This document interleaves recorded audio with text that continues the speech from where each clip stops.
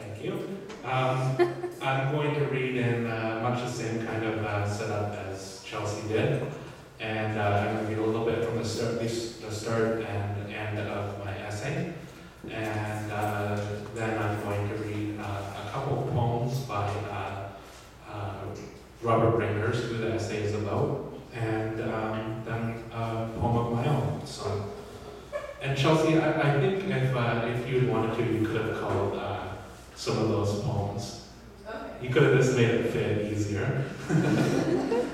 So my essay is called The Great Story of British Columbia, and it's about Robert Bringhurst and Haida oral literature. I guess let's start. The hardest part of anything is the beginning. Every story needs one. Sometimes they're hard to find, but without beginning, we have nothing to build on. And so with Canadian literature, often portrayed as a new breed, the product of a transplanted European art form into North American soil, only part of a great story that is anything but new is being told. In reality, the story of Canada, or the land that has been drawn within its borders on maps, is as old as any other in the world. For a long time, the Eurocentric gaze simply has left out the beginning. Colonial and post-colonial literature in Canada has been strongly based on European written forms and has rigorously reflected the story of our country since adventurers like Jacques Cartier washed up on these shores. These literatures, however, have told a story that is a bit out of context and impossible to properly understand, therefore. To do so, a story as long and complex as the Epic of Canada, we need roots. They can be found in Aboriginal literature.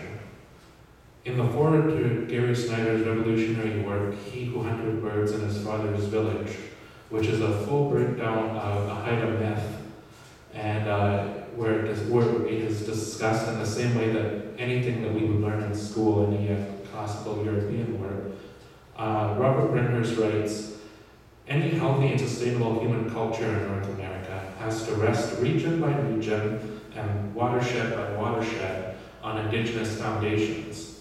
Further, in his essay on the Historical Mind, he observes, Canadian writers and critics have been saying for many years, with almost perfect unanimity, that Canadian literature speaks from the land, that its allegiance is to its place.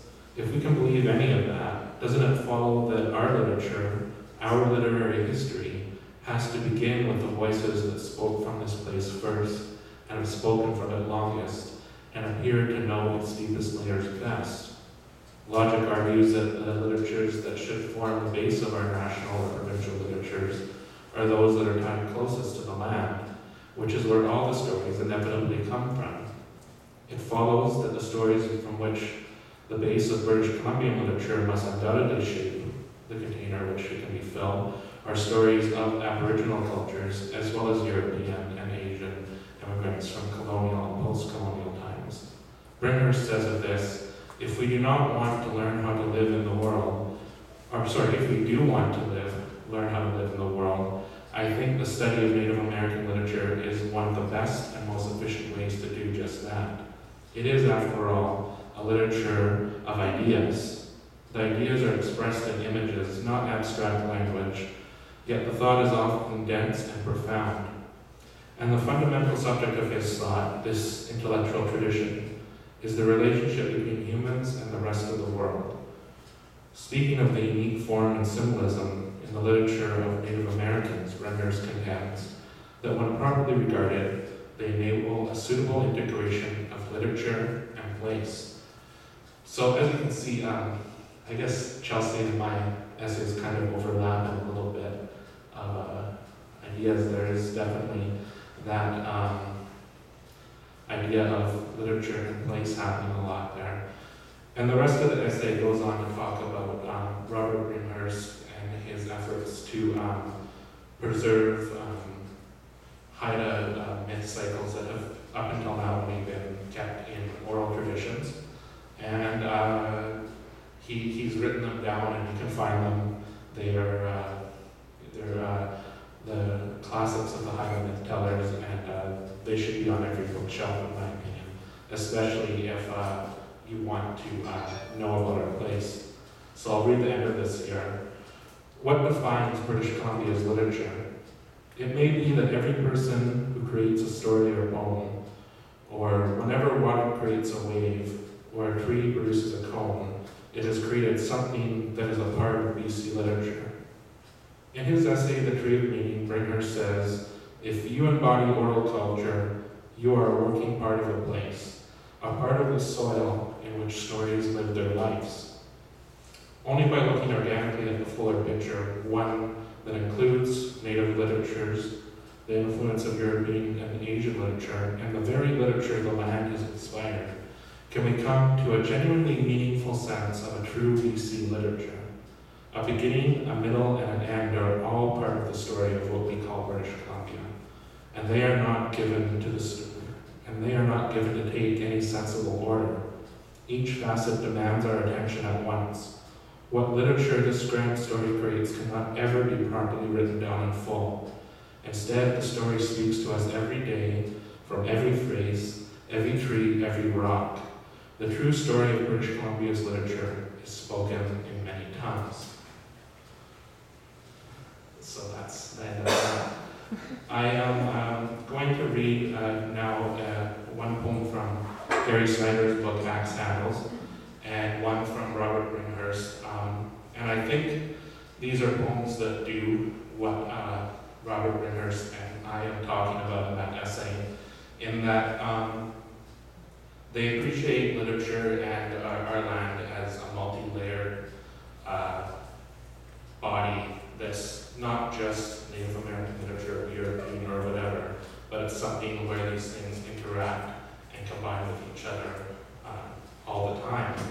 And there's nothing like anything linear in any of these poems.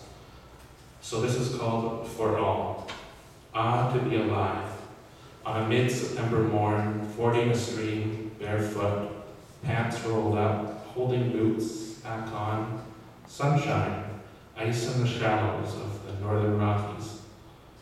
Rustle and shimmer of icy creek waters, stones turn underfoot, small and hard as toes, cold nose dripping, singing inside, creek music, harp music, smell of sun on gravel. I pledge allegiance. I pledge allegiance to the soil of Turtle Island, one ecosystem in diversity under the sun, with joyful interpenetration for all. The next poem is one that I think is pretty local. It's called Rubus, ursinus, and to those of you who don't study ecology, that is the trailing blackberry. And I think most of you have probably picked raspberries or blackberries at one time, and you know the process and you know the pain that comes with it sometimes. So if you're just buying the story, you don't fully appreciate how sore you are afterwards. So here it is. This is by Robert Bringhurst from his collection called The Calling. Reaching through thorns, milking the black udders with stunned wrists, sister and mother and unnamed strangers say, whose dark blood is this on my hands? That's it. I think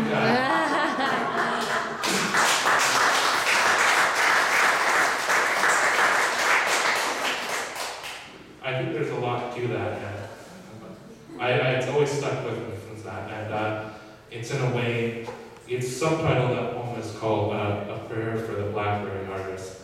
And it stuck with me for a while, and it was kind of the foundation of a longer poem that I'm going to read now, called Reality Medicine.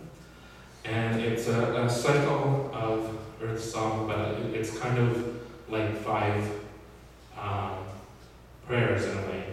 And I guess some people have a certain idea of what a prayer is, but these are just kind of little individual poems or poetettes, and they'll go together to, I think, give a, I don't want blessing, and I don't want to, like Chelsea said, set the land apart for me, but I think you'll get the idea once we hear it. So, part 1, water meditation, summer antidote.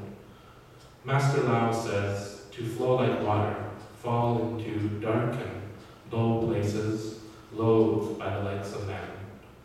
Zazen, my eyes slant down, this lush slope beckons, my head soon follows. Part 2, soil sermon, autumn composition. I dig my hands deep into the earth, grab up some loam, hummus under my nails. I hold the definition of this geography, a cacophony of voices mingling in dirt, fungal spores, tree chips, the dead, worms conduct this arrangement, a new voice in the harmony, layers upon layers of sediment sift between inquiring fingers, answering the question, beginning to see, the subtle everlasting seems to exist. Part 3, Snow Sutra, fading winter, rising fire. As the sun returns to the land, the snows begin to recede, leaving in their wake the secrets which they hid. Mud, garbage, bottles, shrubs, grass, roads. Uncovered, the truth, until that is all that is left. Then, considering the snow, the sun, the trash, the poet must ask, which am I?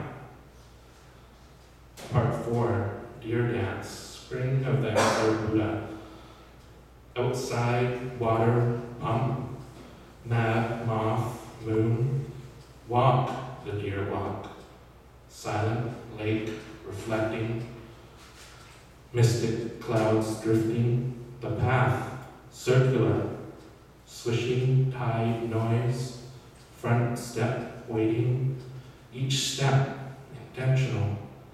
Dark branches whisper, subtle, everlasting, existing. The song, silent. Perfect forest emerges, circle becomes clear.